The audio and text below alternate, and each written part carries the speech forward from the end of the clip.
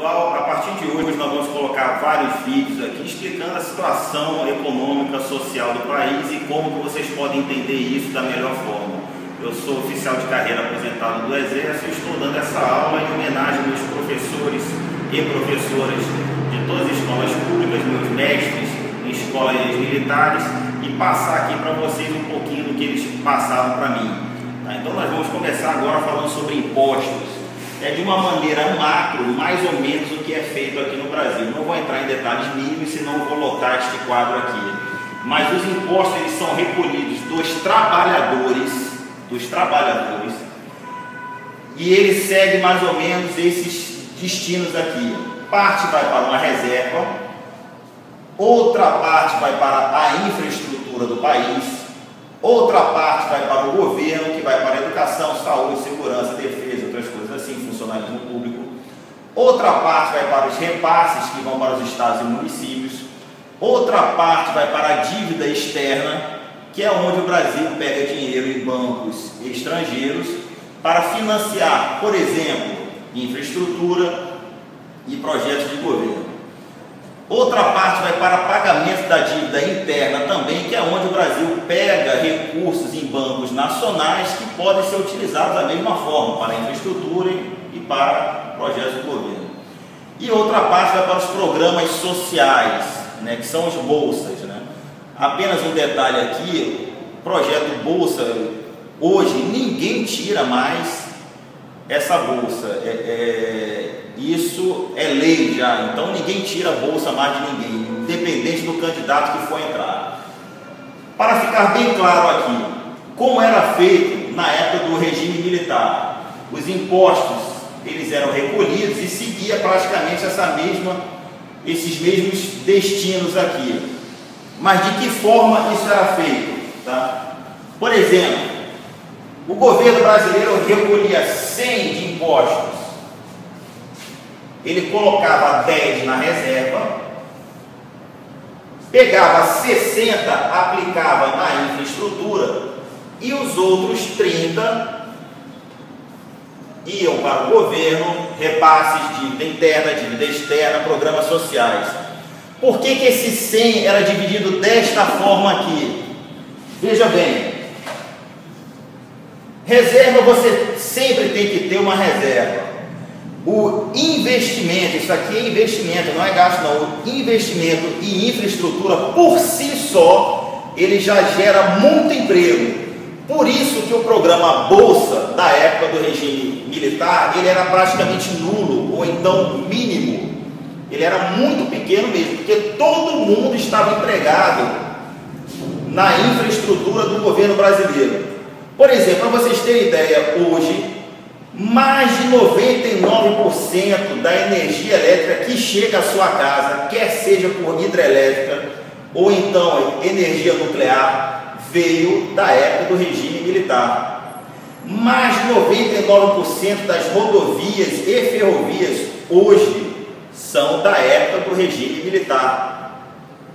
Então, se tem luz na sua casa, se você liga o ar-condicionado, se você está me vendo pelo seu computador, entenda que ninguém construiu geradoras de energia de porte após o regime militar. Era uma época onde faltava dinheiro e sobrava competência. Se você vai de Belém para Brasília, se você vai de Fortaleza para São Paulo, você vai passar numa rodovia aberta no regime militar. Então, todas as empresas de hoje instaladas no Brasil, as empresas de grande porte instaladas em São Paulo, Minas Gerais, Rio, Paraná, elas se instalaram por causa dessas obras desta época, que elas foram feitas numa época onde o Brasil tinha 70 milhões de habitantes, e ela foi projetada para até 150 milhões de habitantes, estão passando dos 200 milhões. Então, como ninguém fez nada, nós estamos tendo problema de emprego e de instalação de empresas aqui no Brasil, porque não tem infraestrutura tanto para escoar as riquezas, como os grãos são produzidos na agropecuária, nas nossas plantações, escoar a carne. Nós estamos com a infraestrutura subdimensionada hoje. E os outros 30 que ia para fornecer, tanto para repasses, para o governo, de interno, de externo, programas sociais, dava e sobrava. Essa era uma época, como eu falei anteriormente, onde sobrava competência e faltava dinheiro. Aí você vai me falar hoje, não, mas hoje está sobrando dinheiro. Por que está sobrando dinheiro? Como que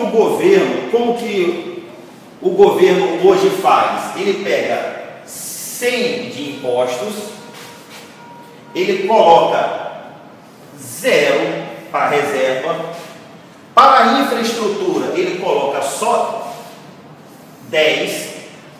Por que 10? Que é para fazer a maquiagem de tudo que foi feito antes. E os outros 90 é para um programa Bolsa totalmente inchado, onde um presidente, um ex-presidente e atual presidente se gaba de ter um programa de mais de 20 milhões, 30 milhões de pessoas. A qualidade de um programa social, de um Bolsa, não se mede pela quantidade de pessoas que entram, mas sim pela quantidade de pessoas que saem. Por quê? Tem tanta gente aqui, não foi feito infraestrutura, ou seja, a infraestrutura está subdimensionada hoje para o país. Isso faz com que, vocês estão vendo hoje, toda a indústria automobilística, toda a indústria pesada de São Paulo está demitindo muita gente. Com isso, os impostos que eram isso aqui, passou a ser só isso aqui. O Brasil vai entrar em colapso. Não tem reserva, só tem 10% da infraestrutura. O país não consegue crescer e dar meios para se implantar novas indústrias no país. Esses 90% vão para vários desvios, além de todos esses programas aqui. E vocês entendam, tem coisas que hoje existem e naquela época não existem. Por exemplo, esse dinheiro aqui está indo muito para ONG. ONG é onde o governo não se faz presente. Parece que o governo não se faz presente em lugar nenhum, porque estamos pagando bilhões para ONGs. Estamos pagando também para ONGs de ex-presidentes, que é uma coisa nova também, que eu nunca vi em lugar nenhum. Os ex-presidentes militares, ninguém tem uma instituição com o nome deles, mas hoje tem instituição Lula, FHC, vai ter da Dilma, tem do Collor, enfim. Esse dinheiro todo, ele está sendo redistribuído desta forma. Com isso, e outro problema também, exemplo muito bem lembrado aqui, a saúde. Se vocês olharem no site da saúde, ela gasta muito mais com publicidade do que com a sua atividade fim. E isso está no site do governo. Outra coisa, por exemplo, vamos fingir que nós estamos num país chamado Ex-Boslávia. Um país chamado Ex-Boslávia, tá? País que eu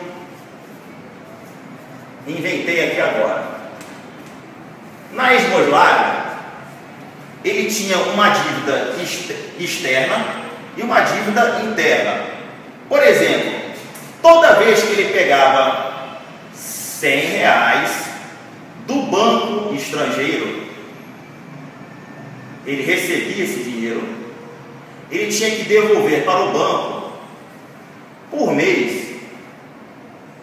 Ele pegou em um mês para devolver, no outro mês ele tinha que devolver R$102. Quando ele pegava no Banco Nacional, ele pegava R$100, ele pedia R$100, recebia.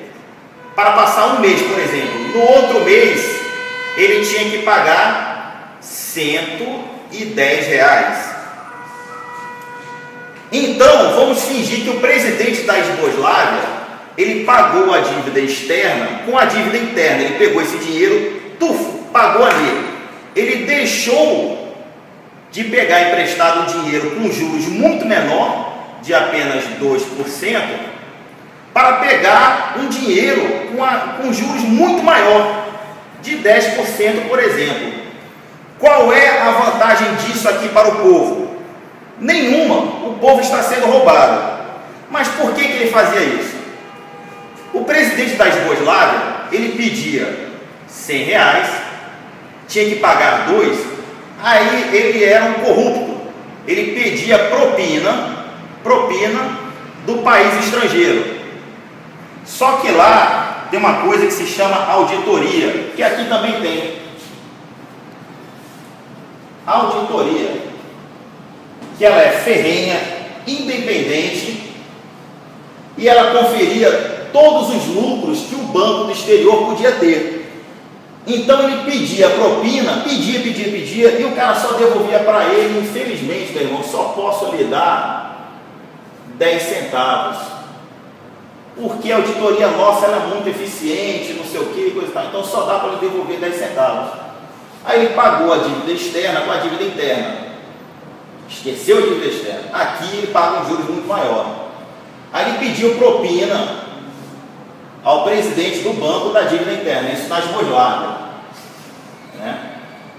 Com isso, a auditoria, que era uma auditoria fajuta, conseguia devolver para ele R$5. Com isso, o banco ganhava 5, que é mais do que o dobro do que o banco estrangeiro ganhava, e ainda conseguia devolver mais 5. E o presidente da Iugoslávia ficava feliz da vida tomando a cachaça dele. É assim que funciona. Não sei se vocês entenderam. Eu vou dar um exemplo muito mais prático aqui. Eu vou falar agora sobre o PAC.